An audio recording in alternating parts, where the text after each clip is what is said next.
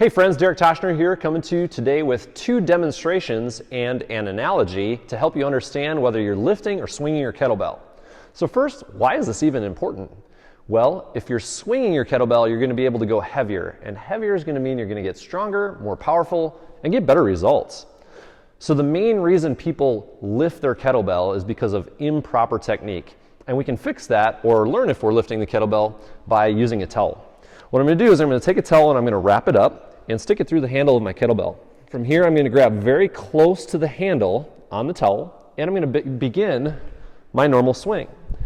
Now, if I'm swinging the kettlebell, the bottom will face out and the towel stays tight. If the bottom faces down, you're totally lifting. You're just lifting the kettlebell if the bottom faces down.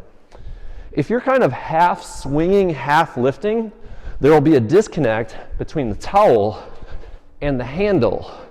And maybe even the kettlebell will flip around like that. So you can practice this and become better at swinging your kettlebell. Another reason people lift their kettlebell is giving it the incorrect amount of power. This is where I'm going to give my analogies, but before I do that, be sure to stay on to the end where you're going to learn the most important part of swinging your kettlebell correctly.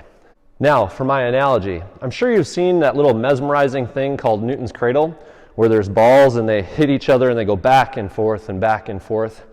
Well, if there's equal weight and we pull a ball back, we're going to get an equal reaction on the other side. And that's where I'm going to demonstrate on my medium kettlebell, the 24 kilogram or 53 pounder. I'm going to hike the kettlebell back, I'm going to give it the right amount of power, and the kettlebell is going to float between my belt buckle and my chest. That's the right size and the right amount of power. If I use that same amount of power with a heavy kettlebell, that would be like an imbalanced Newton's cradle. Not enough power, big heavy bell, so maybe 100 pounds ball here and a 1 pound ball here. I could pull that ball back here and I'm just going to get this little reaction. It's not powerful enough to swing it high enough. And this is where people will start lifting their kettlebell.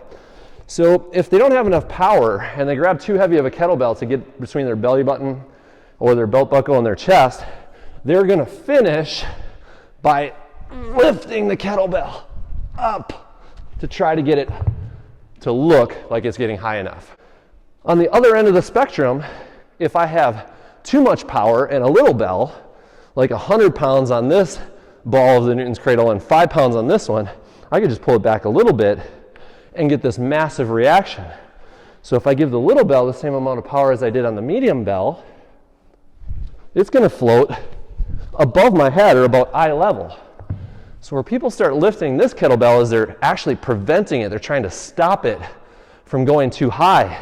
They give it power and they don't want it to go too high, so they hold it and they prevent it from going higher, and that prevention of letting the kettlebell float causes them to lift it. So what's the most important part about swinging your kettlebell correctly? I'll show you that tip in my next video. So be sure to stay on the channel and I'll see you there.